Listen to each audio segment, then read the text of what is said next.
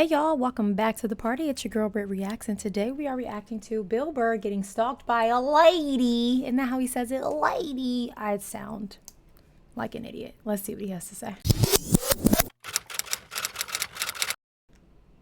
Yeah, all right, girl stalker. Stalker. Hi, Mr. Bill. I'm from the Czech Republic. Well, how are you? How's it going? Do you ever go up to Hungary and get some of that Art Deco furniture that they send over here? What is it, from Budapest? What? You don't charge us $1 million for it? Anyway, he goes, I listen to the Monday morning podcast like every single week, and I love what you're doing. Well, thank you. He goes, I know you don't owe me anything, but I really need some advice right now. Yes, I do owe you, because you're walking around the Czech Republic going, have you heard about this redheaded over there in the States? And someday I'll do a gig in Prague. You guys got a funny bone over there? Because I'll do it. I'll do it. He said, there's a chick living in my neighborhood, and she's really into me. I mean, a lot. And much more I would like to. I was going to say your English was unreal, and I wasn't believing that you were from the Czech Republic. Like going, there was a chick living in my neighborhood. You use... He's like, but never mind. I would just like to go on the record and say, as a Beyonce fan, I don't appreciate him using a still of her from the movie. What's the name of that movie with Idris Elba? And she wasn't even the stalker. It was the other girl that was the stalker. Why are we using Beyonce's picture? That's not right, Bill. On behalf of all of the Beehive, I don't like you using Beyonce's picture, especially because Beyonce was not the villain in that movie. She was the victim. I just had to say that for my girl, Miss Beyonce. We can carry on now. Czech Republic. By going, there was a chick living in my neighborhood. You're using the slang properly. And then the next sentence, he goes, I mean a lot, and much more I would like to. All right. He just skipped a word. Much She more calls me in the than I middle would of the like night, her keeps to. knocking on my door, calling my name, throws rocks at my window, and once climbed on a tree next to my house. I'm sorry, you're writing into Bill Burr and not calling the police because you're writing into a podcast that only airs once a week in the United States of America and not even knowing if it's going to get in front of the host instead of filing a police report.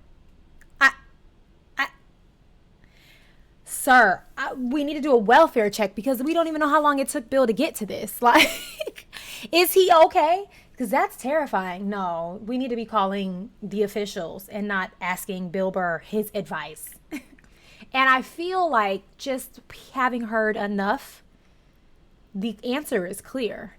Move, get her arrested, and start a new life here in the States. Calling my name, throws rocks at my window, and once climbed on a tree next to my house, came inside my room and waited under my bed until I arrived. Yeah, dude, you can't have this. Absolutely That's fucking not. creepy. I didn't even know she wasn't barefoot, was she? She's barefoot. I think she's a vampire. You know, aren't they always barefoot and they have, like, their breath is cold? I don't know, Jesus. He goes, I didn't even know there was something like girl stalking, but now I'm starting to be worried. The only thing I did was helping her back on her feet when she faded out on my friend's party a couple of months ago. I don't want to be mean or hurt her feelings. She's a pretty nice girl, but this is way over the line. Any advice? Yeah, you got to tell her to screw. You have to totally cut her off, and you can't have any interaction with her because any sort of interaction with this woman is going to make her feel like you guys, that justifies her relationship. You know what I mean? I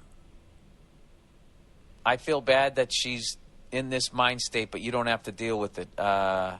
First of all, lock your fucking window. And if she ever comes in your house again, you need to call the cops.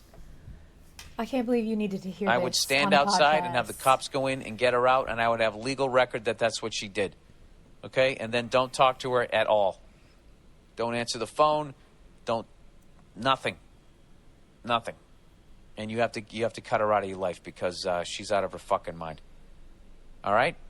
That's what I would do. And when she cries or does whatever, do not comfort her and go, I'm sorry, but I'm just not into you, because in her world, He didn't indicate in any way that, like, other than helping her, he has communication with her, though. He made it seem like she's doing all of this unprovoked. And I think Bill's response is almost as if, like, he was leading her on or, like, dating her or talking to her regularly. And he didn't insinuate that. So, I mean, he could have just left it out. I just think overall, no matter what, her behavior is erratic. And that is not like sit down and talk to her behavior. That is, she needs to seek help. That's not like, oh, I think this is funny or cute. Climbing through windows and popping up on... Immediately, no. Immediately call the authorities and have her handcuffed. This is insane to me. What? does whatever, do not comfort her and go, I'm sorry, but I'm just not into you, because in her world, the relationship just started over again. You got to cut the head off the snake. End it. But the body still moves. All right? There you go. All right. When is too old to start a band? That's it. He's done with that one. Well, listen, I just started playing out with... I'm not in a band. But I got to tell you, dude, it's fucking... I got to tell you something. Going down and doing that goddamn comedy jam and sitting in with the band is the most fun shit I've done in a long time. I literally drive down there with, like, butterflies.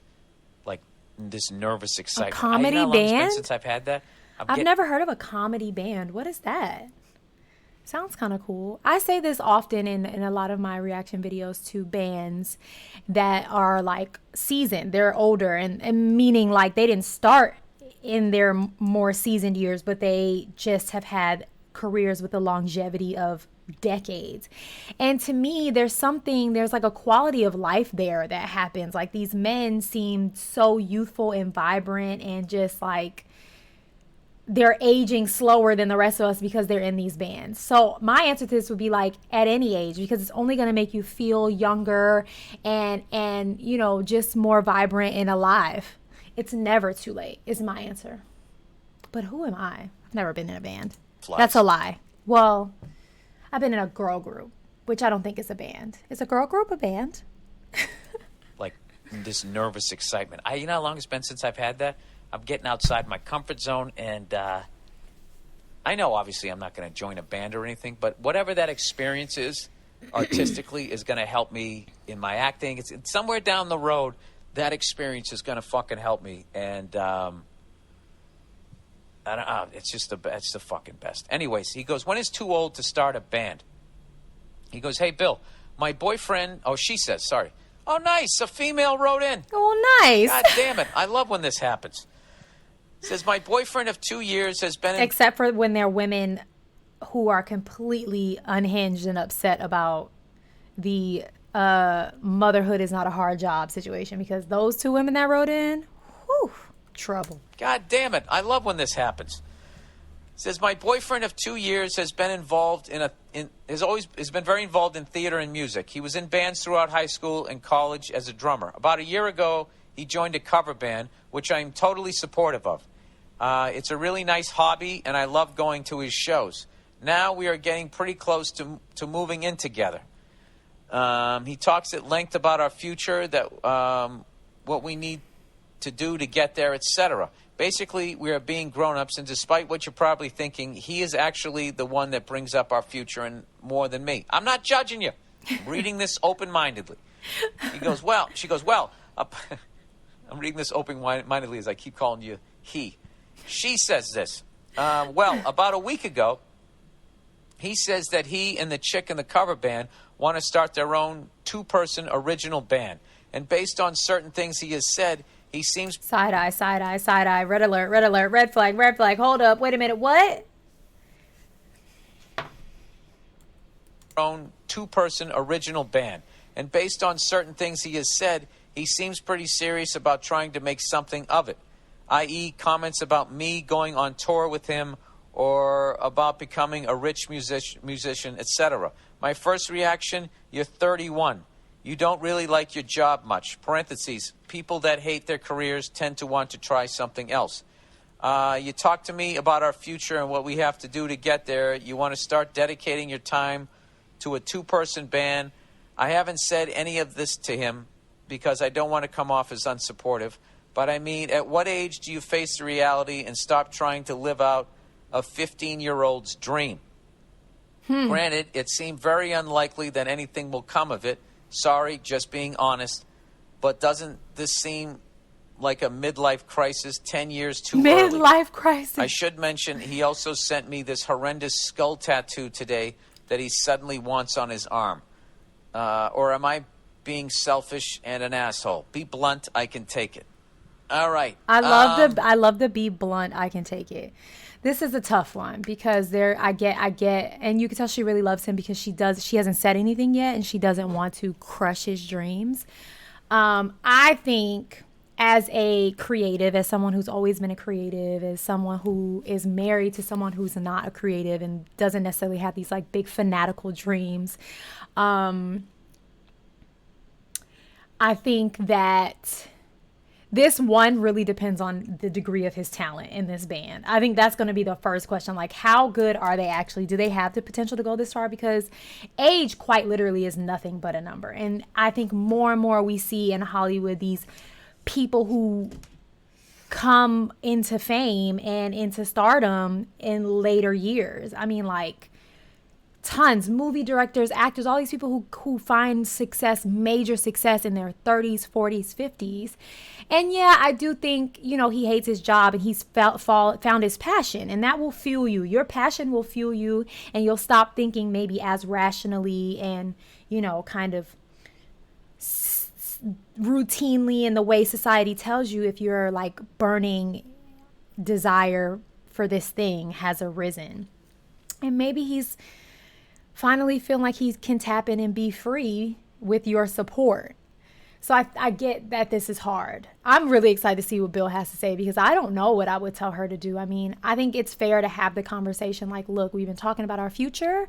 Lead with that. Don't lead with the band and the talent. And in order to get the things that we want in this future, it doesn't necessarily look like being on the road and, quitting our job and starting this band full time. That's not what I signed up for because it's not what we talked about. That's how I would approach it, but let's see what Bill says. Selfish and an asshole. Be blunt, I can take it. All right.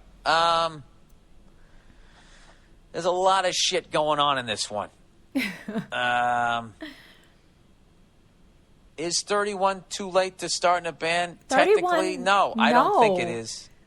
Especially, I don't know what this man looks like, but 31 does not look like what people think 31 looks like. Like, I'm 34 and people mistake me to be in my 20s all of the time. Like, what does, if anything, age is a leg up because you have life experience, you have more wisdom, you know what I mean? You're not going to be more like susceptible to all the industry nonsense. You're just a smarter person. Again, my take. Starting a band, technically, no, I don't think it is. And when you said, that he's having a midlife crisis, I hate that expression. Yeah. And however, and at first I didn't like that you used it until he was talking about getting the awful skull tattoo on his arm. That gave that turned it around. A lot of credibility. That turned it around to the midlife crisis comment. I would say this. I think this is a person that wanted to be in a band, a successful band, and is now 31 and is realizing, like, fuck, if I'm going to do this, I need to do this now. All right? But going out and getting the skull tattoo is wild. Really, I don't know. Wild. I don't know about that part. That's making me feel like your assessment of the situation. I mean, without me seeing this guy play. I agree. Until she said the skull thing, I'm like, oh, he is having some type of identity crisis. I don't know if it's a midlife crisis, but I think he really feels like he's like been reborn in some way. And now he's wanting to do all these things and kind of act out to be this like band guy. I agree with Bill 100%. Like, it felt like, I don't know, girl, maybe he is miserable. And I think a lot of people post the Pandadana had a resurgence. They like rediscovered and decided like, I don't want to be I don't want to live my life working a job I hate until I die, working for a retirement that I barely will be able to feed myself with when all is said and done. Like, I think that happened to a lot of people. But the tattoo kind of proves your point. It's like, now hold on. Hold up, buddy. Part. That's making me feel like your assessment of the situation. I mean, without me seeing this guy play, I can't tell you, but like, at this point, he's in a cover band and he has a job, and that is your relationship. This guy has a job, he has a steady income, and he has this cover band. Now, all of a sudden, he's going to get a skull tattoo, quit his job, and potentially go on the road and take you with him. Now, I'm assuming you have a fucking job. So he is creating an entirely new dynamic. Right, which you did not sign up for. So you're in the right to be like, what the fuck are we doing here? Okay, Bill and I are on the same page, per usual. And you're in a tough position where you don't want to be like, listen, this dream that you've had, but for some reason didn't go after it the way you should have. You know, I understand being in a cover band to like pay the fucking bills, but you know, if you're not making original music, there's only so far that you can fucking go as far as my understanding of it. I thought this whole thing was going to be about him wanting to start a second situation, just he and this lady. That's what I thought this was going to be about, because that's a whole nother thing. And Bill is 100% right. Like, are you and this lady making original music, or are you wanting to be famous being a cover band, being a wedding singer? We have to talk, because this is not what you have been spearheading in this relationship. She said he's been the one, like, really aggressively talking about their future.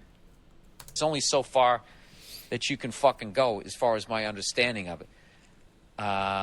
So I don't think that you're being an asshole. I don't either. The skull tattoo thing is really like a major fucking red flag to me. That this guy's going through something. Tattoos? If he doesn't have any other tattoos and out of nowhere he's like, all right, I'm going to stop being in this cover band. I'm going to finally take this fucking thing seriously, and I'm going to go out and get some fucking awful goddamn tattoo. Yeah, I would be kind of concerned about the guy and what he was doing. But as far as the whole midlife crisis thing, that gets thrown around a lot when somebody goes after a dream. And there's nothing wrong with being 31 years old and then assessing your life, being like, wait a minute, I've been on this road I don't want to go on. I need to go on this other road. It's so interesting because I think society, at least in America, I can't speak for other countries, tells there's like these markers that we have to meet, right? Like by 18 you have to be out of your parents' house and self-sufficient in college. What? You know, in your 20s you're supposed to be like falling in love with the person of your dreams and somehow getting married and starting, like, you know what I mean? By the time you're 30 you're supposed to be well established. That's like what our culture tells people. And it's wild to me because I didn't feel like I even had a grip, and I mean a very loose grip, on this thing called life until I hit my 30s. Like, I turned 30 and the next day I was like, some of this is starting to make sense. You know what I mean? Like, honest. And I've had 2 career changes since turning 30. And